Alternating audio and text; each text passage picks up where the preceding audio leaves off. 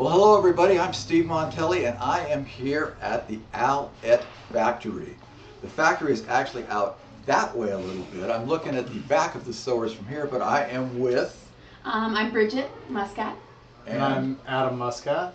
And they are the owners of Allett. Now, Allett has been around for many years. I've been buying Allett wallets forever. I have bought many of the Ripstop original wallets. So, okay, where did the name Allett come from? There's got to be a good story here. All right. Well, Allett, the original name, I worked for the original owners, and I asked them where they came up with the name Allett. And after going back and forth and kind of making little jokes about it here and there, we kind of didn't even really get a very clear answer. It sounded like they started out with wallet, and they wanted something that said, you know, it'll hold all of your stuff, or the Allett. They dropped the W and ended up with wallet without the W, Allett. The rest is history. We've had 1,000 discussions about the name. We've had contests to try and see if we could come up with a better name or a new name that made more sense to us. And we finally decided, why change it? It's good. It's been around forever, and we like it. So now, Allett started when? In 1995, all And- that started. So this was a company that was already in business when you guys started talking about doing it. Mm-hmm. It was. The original owners were a husband and wife named Ken and Cindy. I worked for them in 2006, and Ken actually, they started the company in 1995. It was started because Ken had a surgery to repair a sciatic nerve. He had sciatic nerve damage, and the doctor told him that it was from sitting on a bulky wallet, that he had caused this damage after 30 plus years of always sitting on that. So Ken did a little bit of research and couldn't find a wallet that he liked. He also did some more research and found out that sciatic nerve damage surgeries are very common for middle-aged men, and said, okay, well, I'm going to make a wallet that kind of helps people avoid that problem. So he really did it out of need. He created this wallet to thin out his own wallet but still carry all of his stuff. That's the one advantage of our wallet is you know, you can put 24 cards plus cash, receipts, whatever you want in there, and it still stays thin. A lot of companies that make thin wallets tell you to take all your stuff out of your wallet and that'll make it thin, but that's not really a thin wallet. Yeah, That's just getting rid of stuff. There's certainly some companies I can name that claim to be thin, and yet it's leather upon cloth upon leather upon another layer of cloth, and they're anything but thin. Whereas Allett has always been very thin. I mean, back when I used to carry a lot of cards, I mean, it was the nylon, the original nylon ripstop that really, you know, that really was the wallet that changed my whole perception of wallets. Mm-hmm. And I guess back when you first started this, back when this first started, there was really no perception of thin wallets. No, it was definitely not out there. That's for sure. I mean, all you could find were bulky leather wallets. Maybe that the were opposite. A lot of men, at least Americans, in other countries, I think they're a little ahead on the slim factor. But here in the U.S., it's been very common to carry a big wallet. It's just, you get used to it. You don't even think twice about it. As a man, you know, you carry your wallet in your pocket. You forget it's there. You adjust the way you sit in order to adjust for that extra bulk in your pocket. It's just something you never even think twice about because it's been there since you were a kid. Right. That's what your dad did. Yeah. But if you were to take that wallet and put it in your opposite pocket and really try to sit on that other pocket, you'd be totally uncomfortable and you'd recognize it instantly.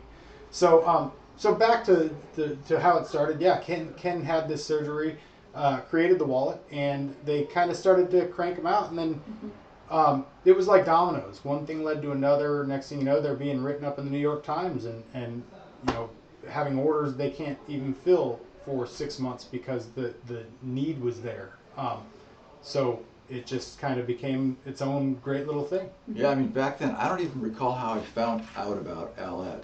But once probably I word of found mouth. out, I mean, once I found out, that's all the wallets I used. Mm-hmm. I mean, I've gone through every single wallet you have. I mean, I've still got them all in a box. I mean, I've worn out a lot of the original ripstops, but I mean, I've still got them. So, I mean, it's a timeless wallet, and it's really a classic design. that's been reinvented into something really, really thin. Mm-hmm. And I mean, this is, I don't know, the patriarch of the thin wallet movement right here. It really is. We were the original thin wallet.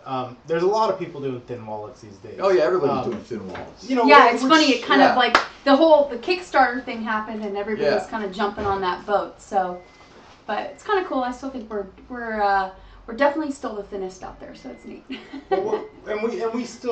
we incorporate thin characteristics into everything we create.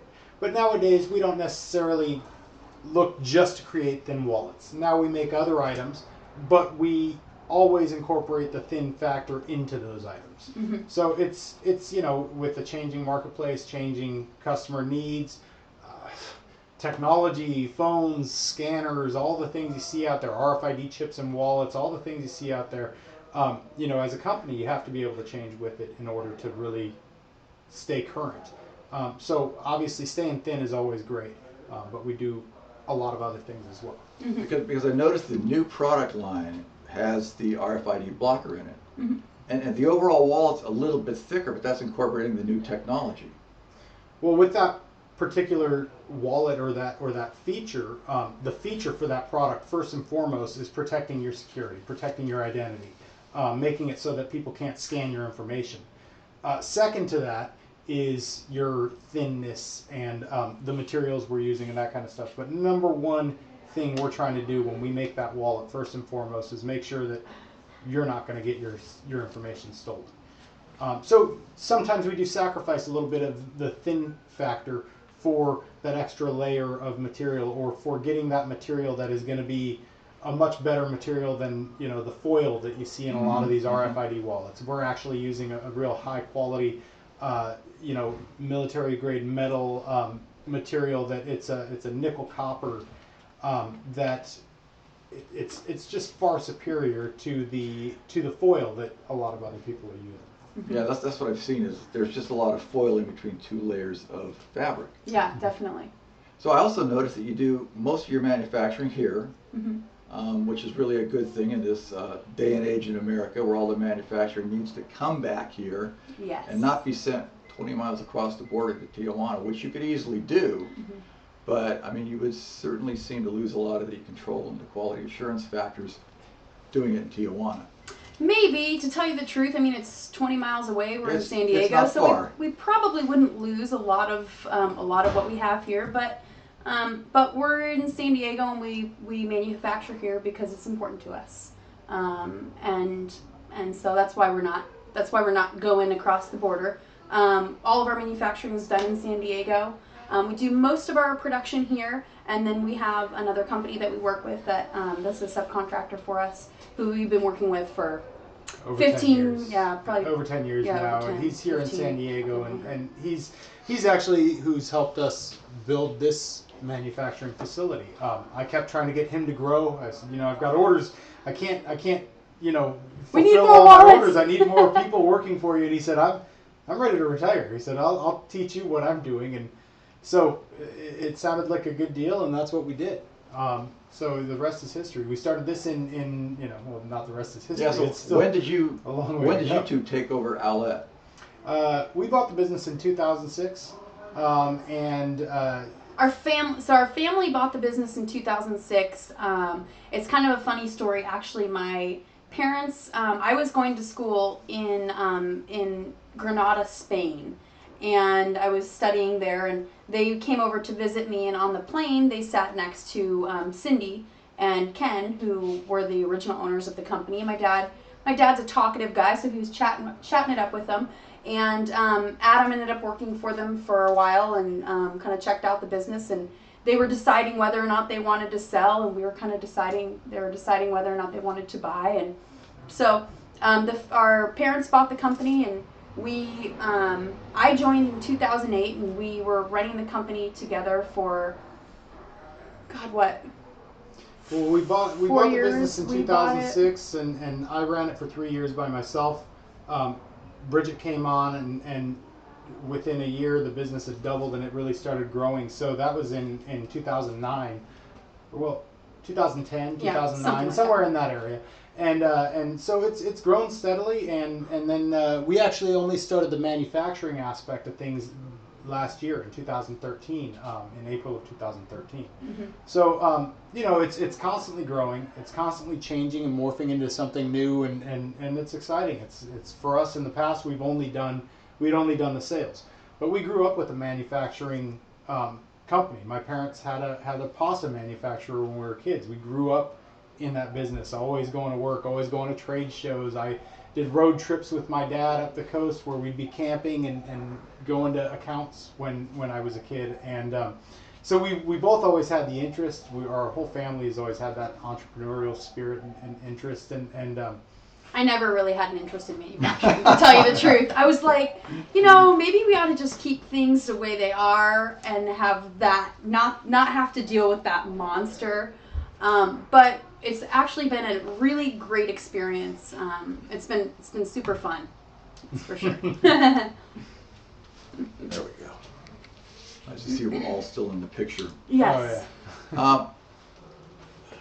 So what was the progression from, when did you see the need to start making new designs? Because you had the same basic stuff for a lot of years. Well, and lately And it we seems to still have really that same basic expanded. stuff, Well, but yeah, we've expanded. It's really expanded. That's been a good learning curve for us as well. For a while there, we had our basic line. We eliminated a couple of items that weren't selling very well, a couple of colors that weren't selling very well, and kept it very minimalist and to the point.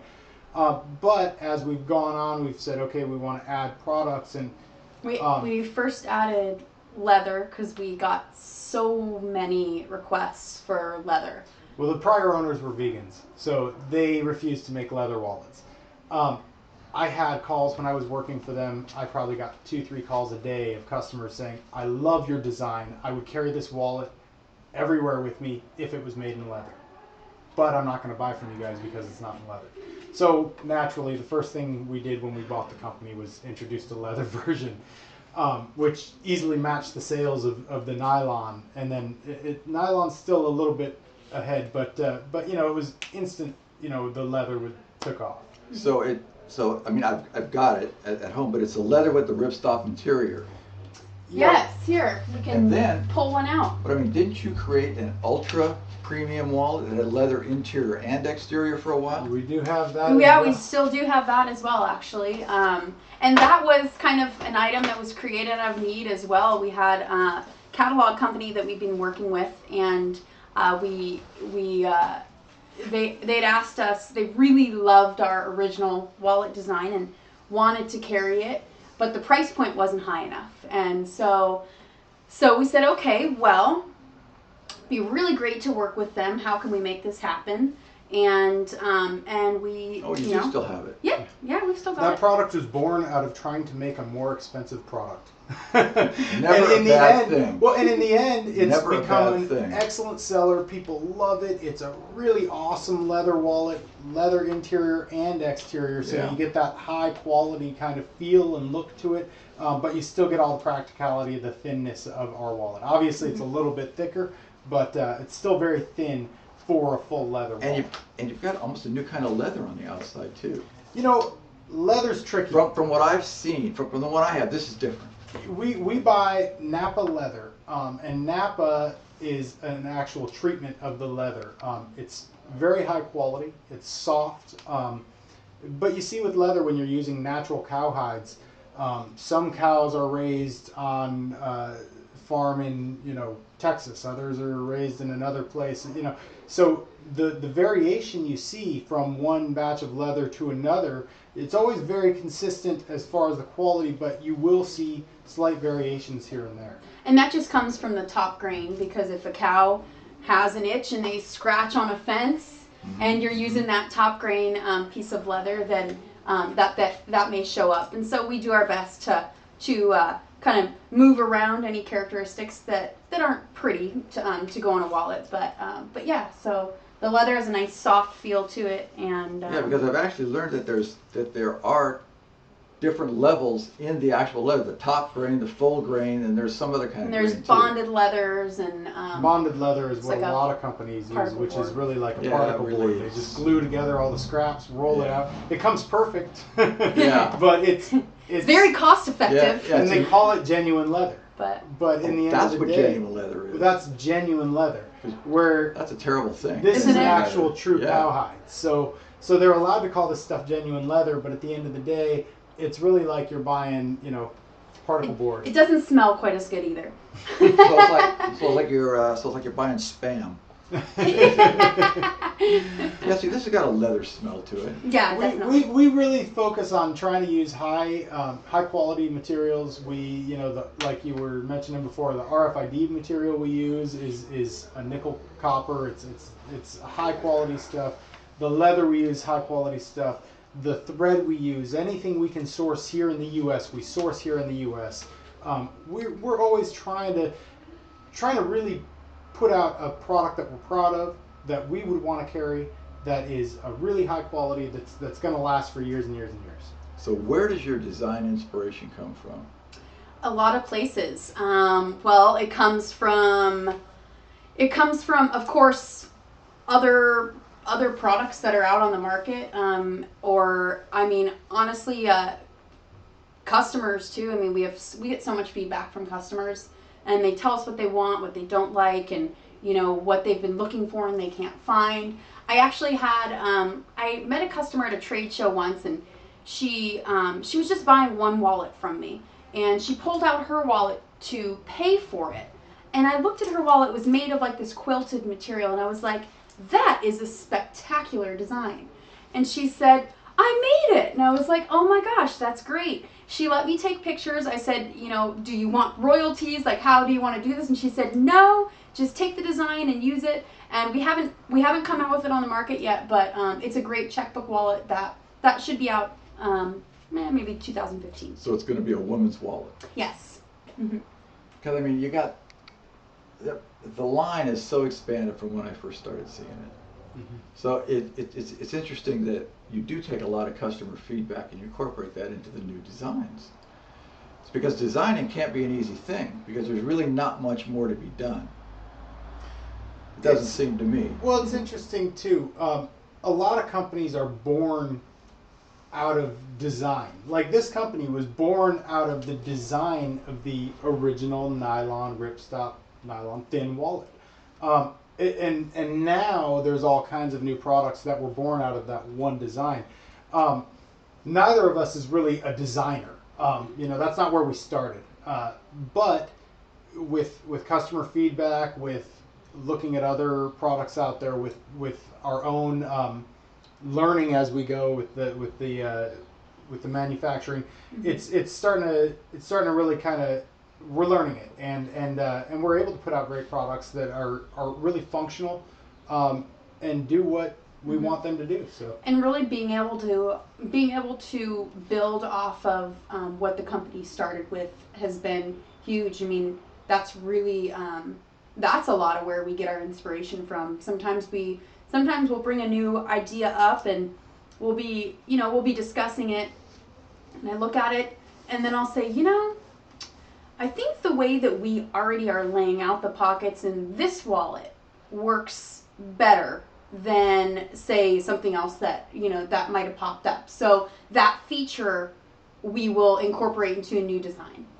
So a lot of kind of where we started is kind of where some of our inspiration comes from as well. So now, out of all these wallets back here on this back wall, is there any super secret products that you want to let the cat out of the bag a little bit? well, we Super are secret? Super secret, upcoming. The Well, public I hasn't actually really seen it I yet. have a secret. So the original wallet, Over here a little bit. this wallet, we got tons of requests for this wallet with an ID window on it. And so what we decided is we decided to go ahead and make it. And we're not selling it ourselves on our website. We are selling it on Cabela's, or Cabela's is selling it. So Cabela's.com is where you can buy our original leather wallet with the ID window. So that's kind of a little secret. And then, I mean, our RFID wallets, those are the newest things that we've got on the market, and those are pretty solid, definitely a solid product, and those are flying off the shelf. So. Oh, that's nice, isn't it? Mm-hmm. Yeah, so that's the one that's only That's available nice. at Cabela's, online at Cabela's right now. So this one is the one that's available at Cabela's. So you've got all the functionality of the original wallet, but if you were looking for original wallet with an ID window, now ID you've got it. window right there.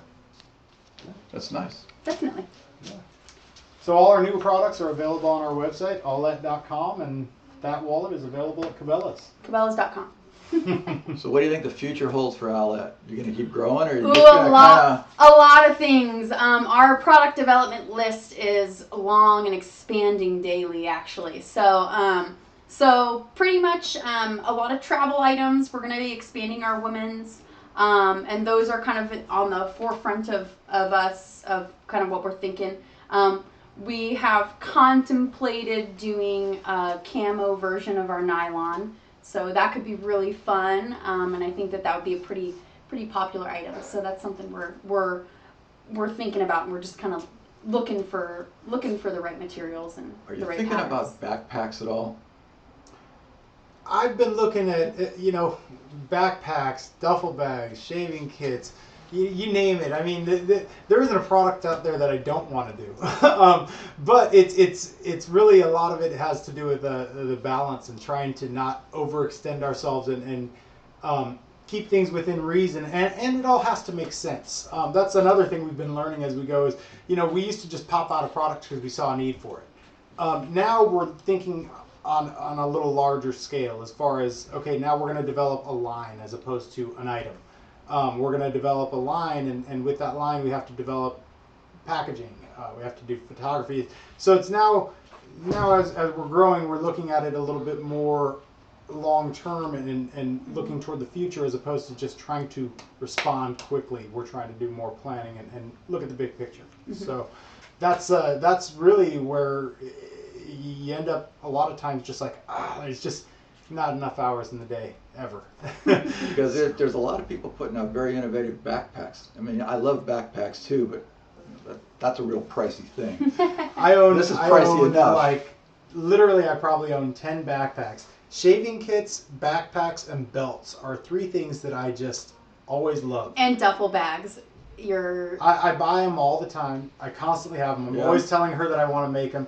She's always telling me, hold on and wait. We're not ready yet. So we're going to get to a lot of new things eventually, but we also have to look at, what's going to put meals on the table.